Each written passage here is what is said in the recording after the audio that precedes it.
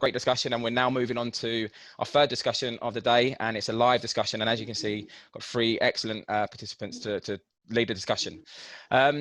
Okay, so many of you will be aware that 2020 was going to be a landmark year for those pushing on a net zero future. With world leaders being tasked to update and upgrade their pledges on tackling climate change and emissions targets ahead of COP26. Unfortunately, COVID-19 pandemic has meant the COP26 has been postponed until 2021. But that means there's even greater need for commitments, coalitions, actions to ensure that we are in a good place when the meeting takes place in November 2021. And thankfully, we're already seeing that play out. Only a couple of weeks ago, 995 companies, 449 cities, 38 investors, and 505 universities formed a coalition behind the Race to Zero campaign. And I'm pleased to say that we're now joined by Nigel Topping, UK's high-level climate action champion, UNFCCC, Gonzalo Muñoz, high-level climate action champion of Chile, UNFCCC, and Oliver Balch, independent journalist and long-time contributor to the Ethical Corporation magazine. And they're here to share more information about this campaign, what it means for the next 14 months and more, and also share thoughts as how companies can become part of the action in the build-up to COP26 and beyond. It's a live discussion. They're here to answer some of your questions as the discussion develops. So do get your questions in the Q&A box just beneath the video stream now. But it's my pleasure to hand over the reins to Oliver. Brilliant. Thanks so much, Liam. Really excited about this session. As you said, loads of attention was going into COP26. And when this tragedy of COVID hit, that felt like it could take us off the rails a bit in terms of the momentum behind corporate responses to climate leadership. But it won't. And it won't because there are people like Gonzalo, Muñoz, and Nigel Topping that are driving this agenda behind the scenes and in front of the scenes here for us today. And they're going to be talking about this campaign that we're going to be hearing a lot about, called the Race to Zero. Both come, I think this is super important to understand, both come from a really strong business background. So they're wearing this hat, this UN hat, as climate action champions, and we'll learn more about what that is. But they can speak to us from experience within the business world. They know what the challenges are that you're facing. They know the arguments that work to win over the board.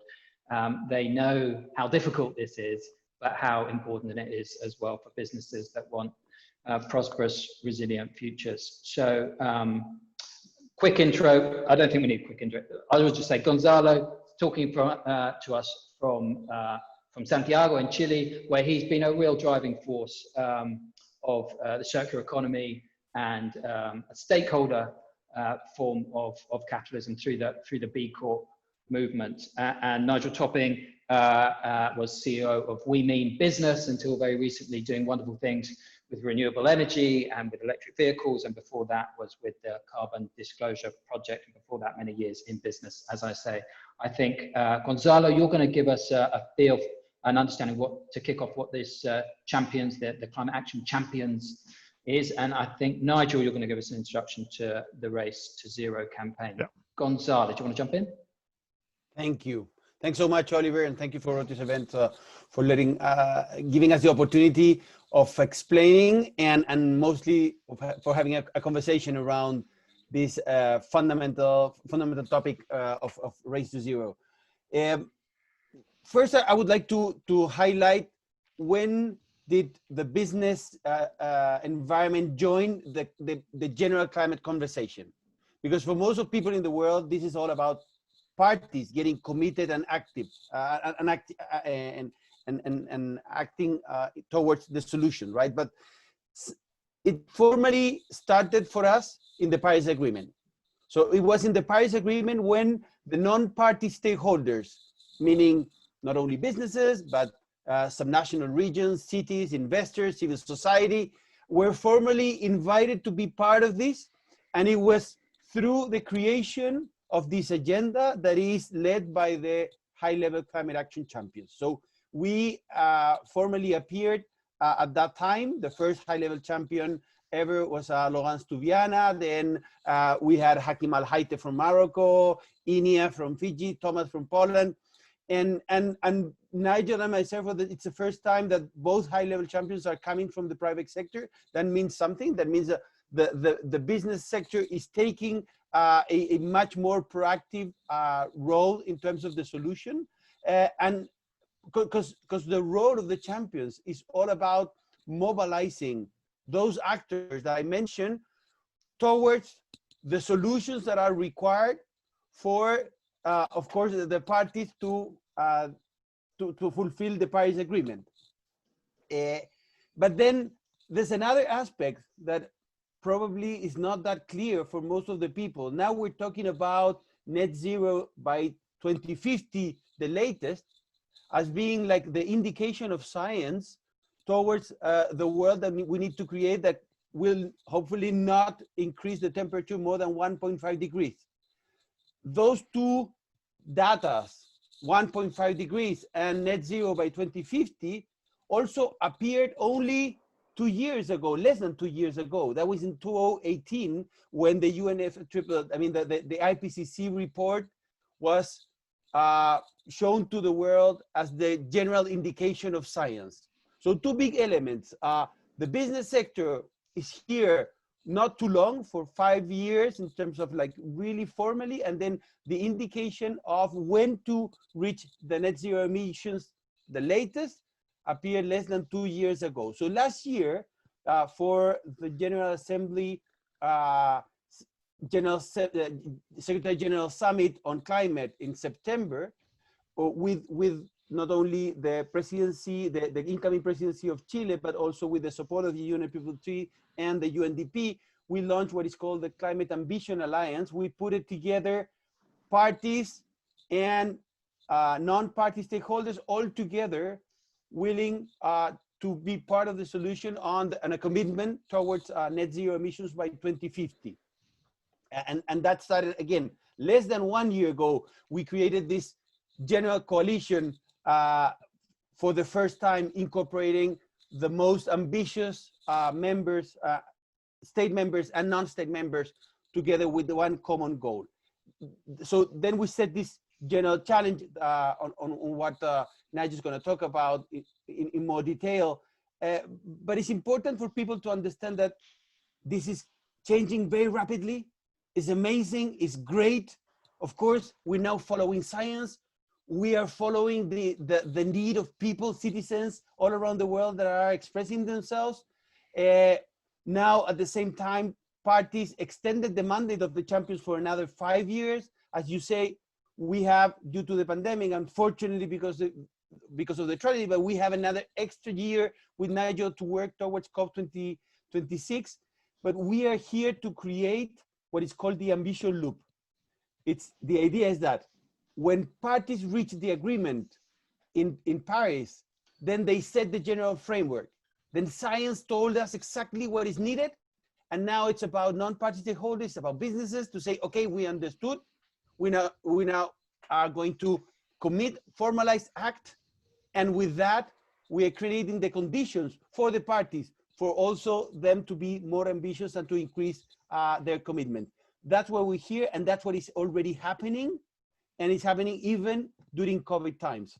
So that's the general framework that I wanted to highlight. Like, this has been a very short period of time, and there are so many great things happening, even in these critical times. Brilliant. Thanks so much, Gonzalo. Nigel.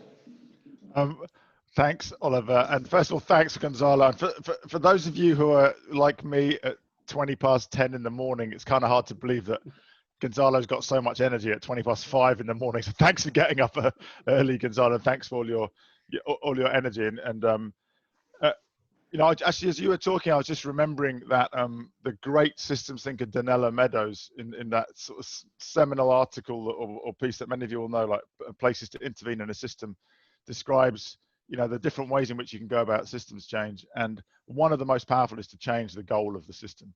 So that's what we're doing here, right? We're collectively, and I know many of the companies who've already been talking, and we'll talk later today, and many of you listening are part of that. We're collectively changing the goal of the system, right? And we're saying that the goal is to, amongst other things, of course, to get to the zero carbon economy as soon as possible. So that's what the Race to Zero is. It's a global campaign that we put together that really, it's an umbrella that wraps together many initiatives that were already in motion. We've worked hard with Oxford University to create some overarching criteria so that all the initiatives which form part of the Race to Zero are credible.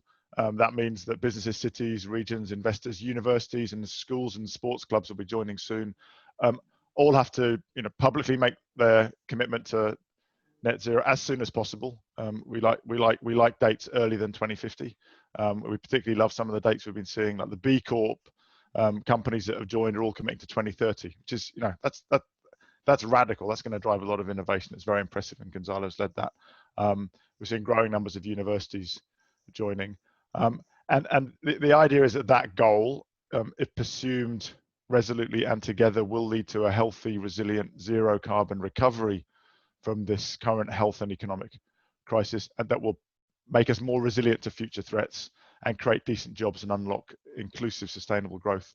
And everyone who's in the race is committed to getting to net zero as quickly as they can. And 2050 is the cutoff point. If you're after 2050, you're not in the race, as far as we're concerned. You've decided to go to the I don't know, the second-rate Olympics, or the second team. You can go and you kick around on a Sunday afternoon. You're not really playing with the first team. Liam stole my thunder with most of the numbers, because the numbers that Liam mentioned are all the numbers when we launched on June the 5th. They're all growing, so it's now over 500 cities and over 1,000 businesses and investors with nearly $5 trillion of assets under management and over 500 universities. But let me give you some of the aggregate numbers which show the momentum we've already got. And we're like, what are we now? 15 months away from COP in Glasgow. So every one of these numbers is going to go up resolutely every week. We now have net zero commitments which cover more than half of the global economy. 53% of the global economy is covered by entities that have a commitment to net zero by 2050 at the latest, covering nearly a quarter of global emissions and over a third of the population of the world, 2.6 billion people. So there's a lot of momentum, but you might be forgiven for thinking there's less momentum than that when you listen to some of the news. But that's the power of this kind of multi-stakeholder approach. So it's companies, investors, national governments, regional governments. Some regional governments are pretty big. California, right, 5th biggest economy in the world, net zero 2045, and they're all driving the kind of investment decisions that we're seeing from companies who are committed to net zero. And within the broader Climate Ambition Alliance, which includes the countries, there are over 120 countries so far committed to net zero by 2050. Not some of the biggest economies yet. We're still hopeful we'll get a few of those in. Our goal, working with that whole coalition, is to get well beyond 70% of the world economy covered by net zero commitments by the time we get to COP. Already since the Madrid COP to the launch, we saw a 70% increase in the number of commitments. Let me just add something about why we call it a race. There's multiple reasons. One is that it really is a race against time. I like to say to people, don't spend too much time reading the science of how bad things could get, but do spend a bit of time. And as Gonzalo said, the clarity of the IPCC report of just how much human suffering and economic damage will be caused for every 0.1% and every year that we go beyond what's possible. So it really is a race to minimize. We can't stop now, to minimize economic and human damage. It's also a race that we win or lose together. So unlike a lot of races, right, this really is a race where our chances of success are much greater the more people who are in. Of course, we also use the race in the competitive sense, right? Because with the sort of systems dynamics now of the ambition loop, as Gonzalo describes, the more businesses commit to buying 100% renewable energy, say, the more companies commit to reducing or eliminating coal from their generation portfolio, the more countries commit to net zero, the faster that goes round and round. We see that in many areas. We see that in renewables, we're seeing it in storage, we're seeing it in EVs. I remember, just after Paris, people were thinking EVs, there will be something that really take over in the 2060s or 2070s. Now we all know it's game over in the 2030s. You might have seen Shell just a couple of weeks ago saying their formal position on their public policy recommendation is that a banning of combustion engines in 2030. An oil company saying that it wants to eliminate its market by 2030 because they know it's coming and they want clarity for their capex, which every business wants. I don't want to bet into uncertainty. So very much at the heart of the race to zero, as we get more granular. So this is the umbrella. We're now working at a sectoral level with many partners, from We Mean Business to the Rocky Mountain Institute to WEF to the Energy Transitions Commission, the cities organisations like C40 and ICLEI, investor groups like the PRI and the Net Zero Asset Owners Alliance and Investor Agenda. We're working on these net zero pathways per sector, nearly all of which have a technology S-curve at the heart of them. So the last point I want to make is if you're on a race to zero in industrial transition, industrial disruption, we know the shape of the racetrack. It's an S-curve, right? So if you're running on a straight track, you're off track. If you think this is going to happen incrementally, you're going to lose. So if you don't join the race to zero and embrace the exponential nature of change, you're actually deciding to lose as a company, as an investor, as a country. So we all need to be in together, but those who choose not to join are actually choosing to lose the race individually. So I encourage everybody who's listening, if you haven't joined, join now. If you've already joined and said you'll be net zero 2050, go back and be more ambitious and say 2045. If you've joined but your suppliers haven't, tell them it's going to be a requirement to sell to you within the next few years that they commit. There's lots of information. You can just Google Race to Zero. You'll find the website and find all the information. If you're a business, because it's working with We Mean Business in the Science Based Targets Initiative, or going further and joining the Amazon Pledge for 2040 or earlier, we're working with the B Corps. Are all, Gonzalo's trying to get every single B Corp in the world to join. We're working with the ICC to make it easier with Exponential Roadmap for SMEs to join. So looking forward to the questions and the conversation, Oliver. But the basic message is everyone's got to join. If you choose not to join, you're a loser. And presume, I mean, if some people lose, everyone loses, right? Even if you're on a winning track, we need everyone on board, because otherwise the system won't shift. I guess, let me put my skeptics hat on, or not skeptics hat, but just kind of busy executives hat. Let's say I've signed up, I've fought the battle internally to say net zero is the way we've got to go. It's the only option on the table. Here's how we're going to do it. And then you come knocking on my door saying, come and join our UN initiative. It's like, no, I've got enough on my plate. We're doing net zero here. We're driving it through our own supply chain as best as we can, not just our own operations, and forward to our consumers. And what's in it for me to have to sign up to another, umbrella initiative? What do you say? Well, first, it's weird to set your own targets, your own methodology, your own mechanism of integration. And we're not creating something new in terms of a new track. We're putting all together the different initiatives. As Nigel said, we're working with different, like, for example, when it comes to business, not only the B Corp, but of course the UN Global Compact. We're working with the B Team. We're working with the Fashion Charter. All of them have a very concrete campaigns that are aggregated into this one big umbrella campaign that are putting together businesses with other non-party stakeholders. That has never happened. So if you want to be a Lonely Ranger, sure, you can always be one. But first, you're missing the possibility of having a common narrative with all of the rest. You're missing the possibility of learning so much of what is being developed through the methodology that Nigel described. So just having that capacity of putting together different actors, all of them with common, not only narrative, but methodology, that is unique, and that is the power of nature. But at the same time, this will require collaboration in between different actors. So I mean, you're not going to solve all of your topics around climate by your own. You will require clients, and you will require providers. You will require an ecosystem around you that is also committed. And through Race to Zero, we're offering that connections. So at the end, it's not only about one big multinational saying, yeah, I will do this. When they say it, they're sending a marvelous message for all of their value change to say, we need all of you also committed. And the way that they can commit is by joining through the different platforms that are being offered around Race to Zero in order to join. So at the end, is something that, as Nigel said, we're going to win this all together, because we're going to be not only deciding what to do alone, but we're going to decide this as a common activity and something that we will do all together, integrated. Great. Let me clarify the question, because I suspect that a lot of your 1,000+ businesses that have signed up are already members of RE100 and Science Based Targets Initiative. It's this non-state actors other than business that I think is where this alliance is so exciting and different. But it also makes me super nervous. I'm used to working with other industry people. They speak my language.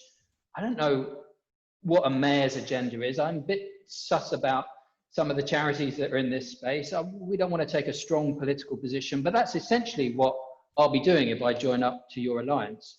So I mean, Oliver, I think you misread CEOs really badly there. Look, a lot of cities is a massive market. If you're making cars, anything to do with construction, anything to do with consumer goods, all right, most people in the world live in cities. Mayors are very important in terms of shaping the market of the future. Investors, they own you, all right? If you're a listed company, they're pretty important. You're getting messages from investors. You know, it's kind of like in ESG management 101 is make sure investors know you've joined the race to zero. As we've said, via one of the initiatives that you're already familiar with, right? So via science-based targets or whatever. I think, and to your question, I'm kind of surprised really. Your question, what's in it for me? I mean, I got two answers to that question. One is that's a very 1980s question. Right, when people still had this illusion that that companies were perhaps islands, and if so, somebody asking that question, I think is kind of missing the plot of all the things that are changing so fast in terms of the whole ESG movement, the whole governance movement that Gonzalo's been leading, the kind of shared value agenda, the realization that if you want to attract talent, right, you better be on top of these agendas, because brilliant 21-year-olds are not going to join a company that's saying, I don't care about climate, I'm just profit maximizing. Yeah, but I don't think you don't need to repeat the business case. We're all on board with that. We're all trying to do I thought you were questioning it by saying, what's in it? I say, what's in to join your alliance? What practically can I do different as a member of the alliance than I can by already having these relationships with my local mayor, with whatever, you know, what will being a member of Alliance, what doors will it open, help me do my job of realizing my net zero? If you've already committed to net zero through the Science Based Targets Initiative, it won't make much difference because you're already in. Thank you. Cool. So 1,000 businesses, how are we going to get that to 10,000?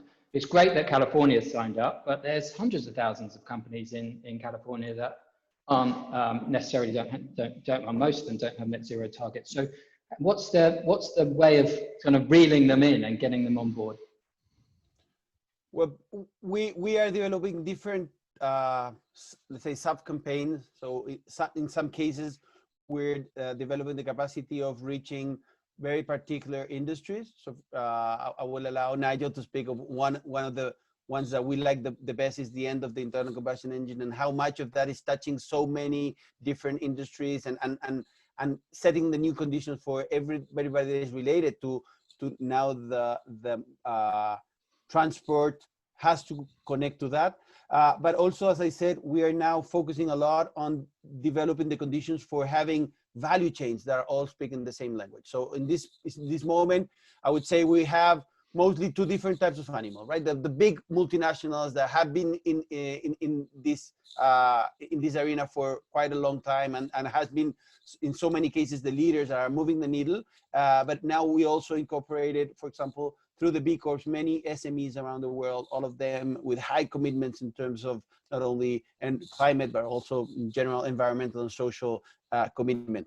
Now we're trying to reach millions of SMEs around the world through the International Chamber of Commerce. We're willing to deploy this campaign in different areas of the world, meaning much more from the global south. We're willing to generate in this next 15 months a lot of momentum, bringing what we call the unusual suspects, right? And through that, showing how much the ambition loop is not only generated through the commitment from non-state actors, shown to the parties, but at the same time, an ambition loop in the value chain. So when a company commits, immediately sets a fantastic message to their value chain, to their providers, and also to the clients, but also, as Nigel said, to their communities. First internally, right, to their employees, but at the same time, we have seen this growth in numbers, mostly in the business community and in the cities, because majors and CEOs have a capability of listening to what's happening in the street and acting much more rapidly than other stakeholders. And therefore, we have to use that power to take into consideration the needs of citizens all around the world to be reflected in their local leadership, but also in how do they relate with the market through companies that are committed and throwing values in their actions. Gonzalo, just one clarification. This has come through on our chat, and please do keep on sending those. That's the where SMEs fit in this whole picture. Is this alliance really a big boys game, and then you're hoping it will spread down through their supply chains, as you've just been explaining, or is there a place for SMEs to join in more directly under their own steam?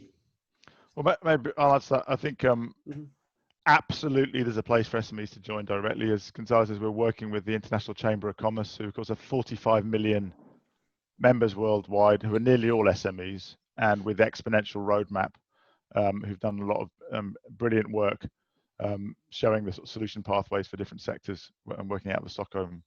And so they'll be launching some of the toolkits for SMEs soon. Of course, we're also partnering with the Amazon Pledge. There's a lot of SMEs supply Amazon or use Amazon as a platform, and so there'll also be some tools and some ways for SMEs to engage, which are tailored for a kind of simpler approach than maybe you'd expect from a Procter & Gamble, right? With the sort of sophisticated tools and resources that someone like Virginie, who I know was on earlier, has got at their disposal. So absolutely, I think historically, and this is something that Gonzalo has brought. My work at Women in Business, we're really focused just on the big multinational corporations, but we know that the majority of innovation, the majority of jobs, the majority of growth is actually generated by SMEs who are often more agile, right? And this is a game of disruption. So we really want to have that agility and that innovation engine from SMEs on board. So Gonzalo and I are hoping that by Glasgow we might have as many as 1 million SMEs committed to net zero. And our target, Oliver, sorry, but our first target was to increase by 10 times the number of non-party stakeholders committed at COP25 in Madrid last December, to increase that 10 times towards COP26. We really feel that number will be very short, and hopefully, as Nigel said, we will increase the number that exponentially and show that in this case, it's also about an amazing S-curve. Yeah. I've got a question here from Asif, and I don't know whether he's sitting within a company or outside one, but the question is valid on both parts. I'm sure the question's being asked, who's going to hold these companies to account? What happens if I sign up to your alliance and I don't achieve the targets that we've set up, we've set out for ourselves? Is there someone monitoring this? Do we just go, well, you tried your best, we're all fried anyway? What's your response to that query? Well, one very concrete and practical one is that in order for you to join, you have to do what we call the 4 Ps. You have to pledge, plan, proceed, and publish. So those are the 4 general conditions for businesses to join. Let me be then very transparent, being a businessman myself. So the first, when you're running a publicly traded company, sure, you are all the time scrutinized and check whether your commitments are for real or not, and that is reflected most of the times in the value of the stocks. But I would say most of the scrutiny is coming from your team. As Nigel said, that talent that you will require to attract and many times you're willing to retain is one that is asking for you to be honest on the values that you're putting into your business. And that is now being reflected at the same time, not only to the society around you, but at the same time, in many cases, through your consumers or your customers. And now we have been seeing an amazing and fantastic change in the investors' agenda. and that is putting a pressure, independently of whether you're a publicly traded company or you're a SME, a startup. You're going to be asked to be honest on what is your position around such a fundamental topic, and therefore act properly regarding that.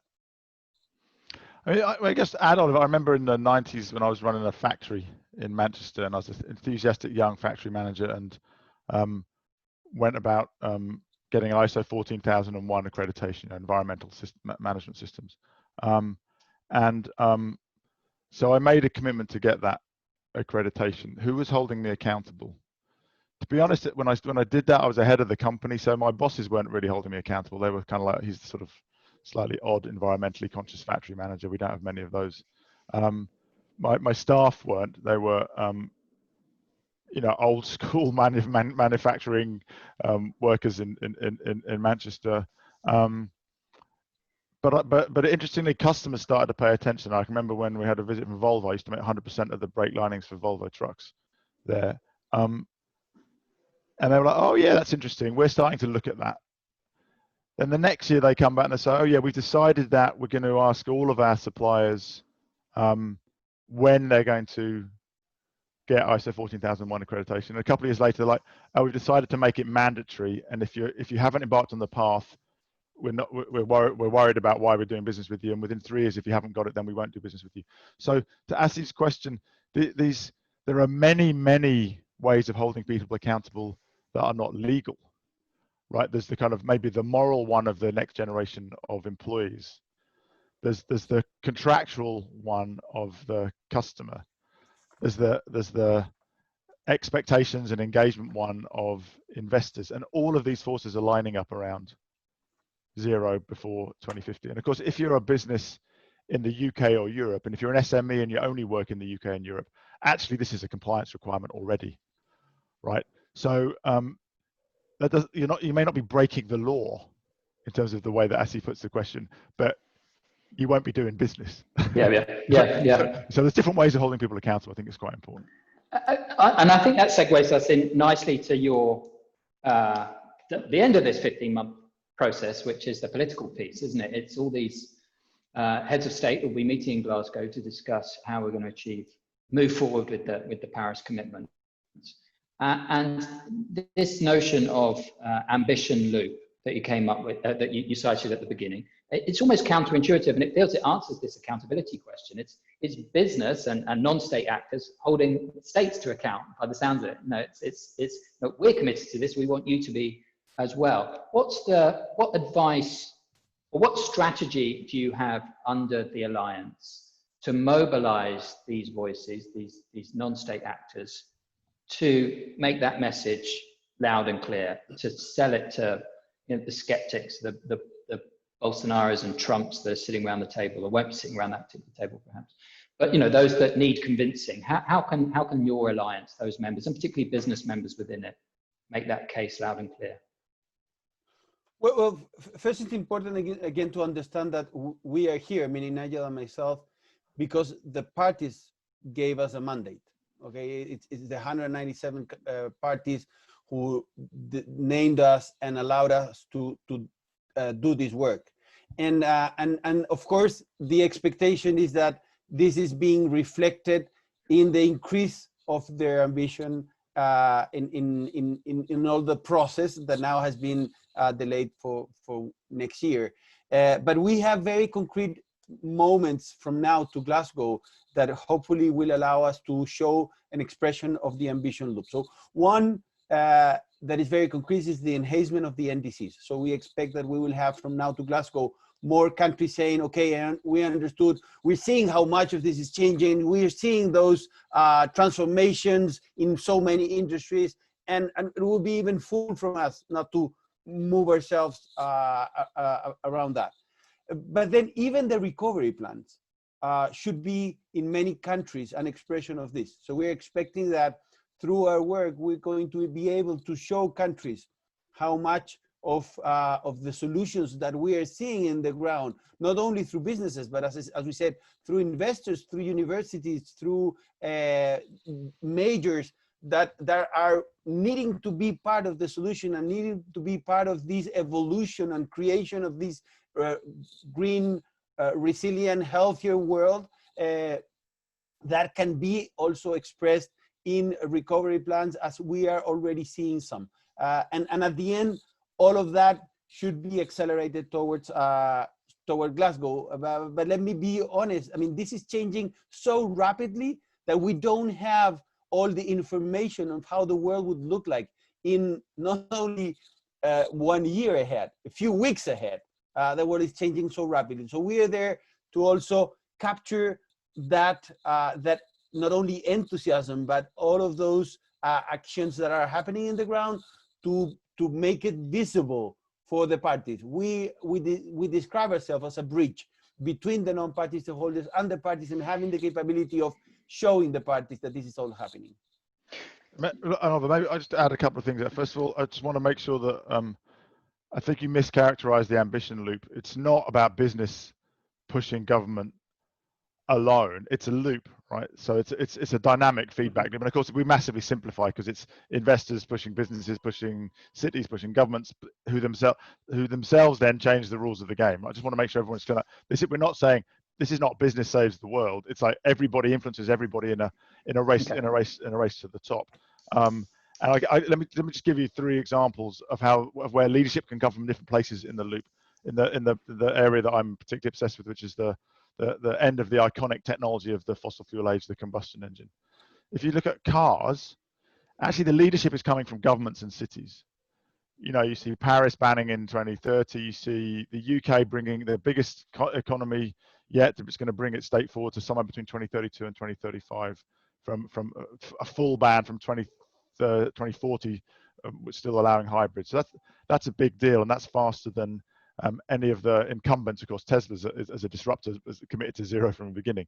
But if you look at buses, it's the fleet operators. You might have seen recently in the UK, First Bus and National Express, as far as I can tell, basically said we've already bought our last diesel bus. We're going to have our whole fleet's going to be electrified, either batteries or fuel cells by 2030 or 2035. Whereas if you look at trucks, it's the manufacturers. You know, Daimler have said net zero 2039 trucks in Europe, and there's no legislator said that yet. So just to make the point that there's different ways into the ambition loop. But if the truck manufacturer, you know, they're now partnering with Volvo, that between them that kind of dominates the European truck market.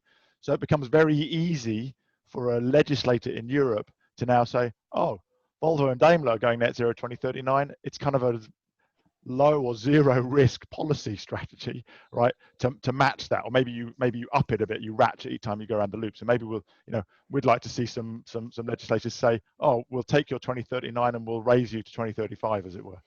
Yeah, I think it'd be great to know what your position is with industry associations. I mean, the real world out there, we know that there are counter arguments going on. There are lobby groups from industry that don't buy this message, that are undermining it. What would you like your alliance members within the business community to be doing to counter that, check it off? What's the position that a business can take to ensure that the right messages are coming out from these powerful industry groups and not the wrong ones?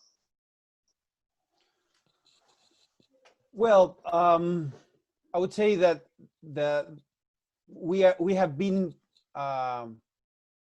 protagonists of so many radical changes, and all industries are being disrupted so rapidly that that even I would empathize with those that are feeling the fear of change. Sure, that's probably part of human nature, but that's assumption of being, I mean, losing this race and shutting your activities. I don't see that as and again, just speaking on a very concrete vision of what businesses are looking in all of the countries where we have capacity of reaching. In every sector, there's been very rapid and dramatic disruption, because we're talking about and I'm not talking about only climate. Let me phrase it back. It's about not only climate, it's about also inequality. Those two big major topics are being a great force of disruption in all of the industries that I know.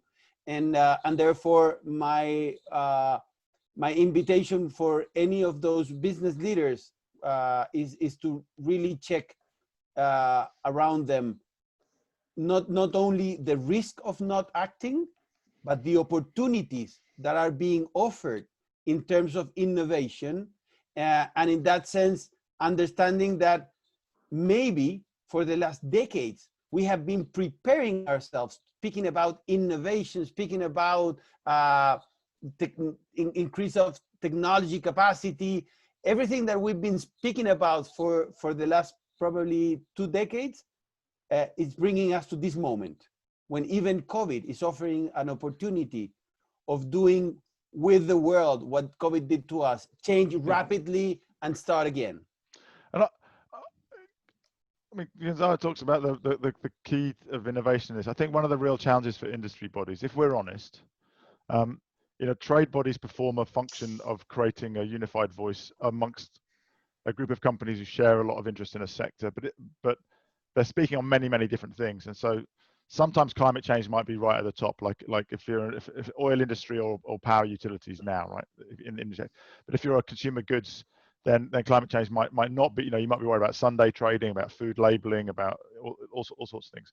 So there's a challenge of focus there. I also think that trade bodies normally do a really good job in stable times when we're talking about incremental policy changes. So a bit of improvement in health and safety, a bit of improvement in energy efficiency.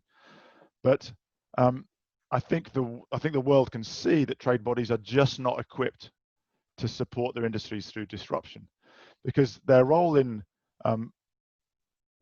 stable times, they often act to slow down the rate of change. I give remarks from my industry. I was in the factory that I ran in Manchester that I talked about earlier. We were still using asbestos in the 90s as one of the components for brake linings for trucks. We were using it in very controlled conditions because we were very aware of the danger, but it got outlawed, I think in 99, something like that. And the engineers who were used to using it and the whole industry was trying to slow that down because they were like, we don't know what to do without it. It's a perfect material. Of course, as soon as it was banned, the same engineers who didn't want to lose it as a great material found ways to make cheaper, more durable, safer, healthier alternatives. It was kind of the push that they needed. I think we see time and again, actually in disruptive times, trade bodies are acting against the interests of their industry. I'll give you a really concrete example for right now. The automotive industries is on this exponential beginning of this rapid transformation to 100% electric vehicles in the next 10, 15 years. If you look at the way that the Auto Manufacturers Organization in the States has been engaging with this topic in the last year, it's been colluding with a Trump administration and an EPA, which has been actively trying to slow down that transition by rolling back regulation. It's a kind of a King Canute play against the economic and technical and climate science inevitability of that transition. And Detroit cannot dictate the world market. It couldn't in the 70s when the oil crisis said the world's really going to want more efficient cars, and Detroit said no, we're you know, it's a seller's market. We're going to make big cars. Half of the cars on American roads now are more efficient European or East Asian models. China is the biggest car market in the world. Europe's a huge market. Those two markets are accelerating towards the electric future. If America doesn't flip soon, and that trade body is part of the reason for that, it will only have itself to blame when Detroit is once again scarred with empty automotive factories. Great. Let me use another example. That listening to Nigel, it came to my mind. Plastics, single-use plastics. So you can identify some trade associations that has been resisting that change for the last 10, 15 years, and some of them saying, no, this is important. This is something that is global. This is something that will connect me to sometimes my municipality. This is something that will give me another extra value to connect to my consumers or users. But at the end, this is a massive opportunity. So you can see those who were resisting and fighting back against those that were absolutely going front and saying, yeah, I mean, this is a problem that it's evident. Let's go forward and let's be part of the solution. I'm conscious we're coming to our last few minutes. It's been great. Thank you so much. I'm going to ask you a couple of yes/no questions from what's come in on the chat. coming back to your pledge, plan, proceed, publish taxonomy, pledge. If I'm a museum, this is a question that's come in, can I pledge? Can I join the alliance? What does non-state actor mean, basically? Is it anyone and everyone? I would say yes. I don't know if we have the current methodology, but we can deploy that. We can let's develop that. Good one. Love it. And the second question, the second question was on the plan piece. To sign up, do I have to also sign up to other initiatives, in particular the science-based SBTI, science-based transparency initiative? You can only join the Race to Zero via one of the accredited initiatives. Which are then?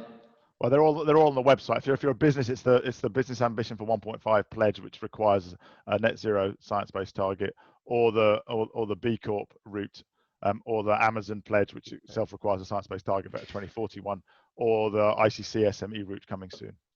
Or fashion chapter, or the B team. Lots. And just clarify, so I'm sure if I press in Race to Zero in a search engine, it'll come up, but what's the website? I'll have to Google it. Let me just... It'll come up, don't worry. Yeah, okay. UNFCCC.in. And in there you have Race to Zero as one of them. But if you Google UNFCCC and Race to Zero, that will take you to the webpage. Cool. And this you have all of the assets, all of the information is there. Great. Well, hopefully we've infused our listeners today to go and have a listen. One last question. That's around the fourth of your P's. So pledge, plan, proceed, publish. You mentioned right on the offset, one of the advantages of signing up to the Alliance is to have a common narrative. Is the publish piece, in order to make that common narrative, it needs to be more than just, here's my data, this is our performance data, this is how we expect that. It can be more robust perhaps, but we expect that kind of data. Investors are asking for it. How do you, in the communications piece, what's that common narrative look like? How do I go about contributing to it if I'm a business in comms? I think that, the common narrative is one of systems transformation, right? It's not I'm doing this because it's the right thing to do alone. It's like our world is changing in response to what we've learned from the science of climate change, which is changing consumer expectations, employee expectations, the legal framework within which we operate, the investor expectations. That's driving investments in innovation, as Gonzalo says, and we're on that curve to develop and deploy that innovation exponentially to solve the problem together. And it's complicated, right? It's disruption is not easy. But so increasingly, we like to try and tell the story not of just individual companies, which is always interesting, but also of whole sectors or whole segments of the economy that are transitioning. And do you have a methodology for that? For telling stories? For systems change.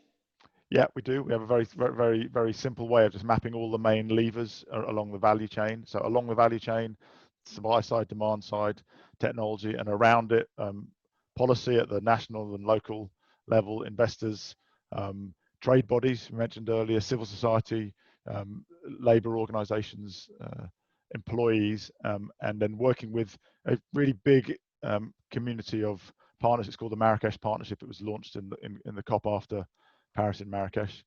So we work with all of those partners. So they're really the partners that many of the businesses here know really well. In the business community, it's We Mean Business, it's the World Business Council, it's CDP, it's the Climate Group, etc. Went to our last couple of minutes. Sorry, Leon, and when it comes to communication, this is also something that is dynamic, and we're learning and we're trying and we're improving. So in that aspect, of course, we have to even learn how to communicate this in a better way for parties, but also to reach citizens all around the world to also get committed and engaged with the idea of being part of Race to Zero in so many different ways. Yeah, brilliant. Well, look, thank you so much. We only have, my sole job actually is to make sure we finish on time and to have you explain this exciting Race to Zero, which you've done supremely well. It's my job to finish on time. Can I ask two last questions and 20 seconds each? One of you, what's the biggest challenge you anticipate in the next 15 months? And the other, what are you most excited about in the next 15 months? Well, excitement, those million SMEs. confront the challenge. Yeah, I think they're kind of the same. It's because we're finding that we're increasingly being asked in our role as a bridge, if you like, between the parties, the countries who are part of the UN Convention, and the non-parties, the businesses, the cities. And we're increasingly being asked to proactively form that bridge. So I think the thing that I'm most excited about, but is the most challenging, is to help sectoral ministers, ministers of transport, ministers of energy, ministers of agriculture around the world plug into the momentum that is evidently building from the non-state actor community, and give them the confidence that they can work on that to form that ambition loop that we talked about. Because often it's a translation question, because we're talking about very different languages sometimes. Great. Well, let the race begin. It's already begun. Thank you, Oliver. Yeah. Thank you, Oliver. Thanks, Nigel. Thank you, Oliver, Nigel, and Gonzalo. What a great discussion. And anyone that wants to find out more information, someone's kindly posted it into the Q&A box, which can be seen, and my team have tagged it to the top. So do visit that, see how you can get involved. As Gonzalo kindly said there, the race has begun. So do get involved and join it. And thank you again to all three of you for joining us and sharing that great work, and Oliver for chairing the discussion and bringing it to close. So that's Bye. Thank you, Nigel. Thank you, Gonzalo, and all the very best to all three of you.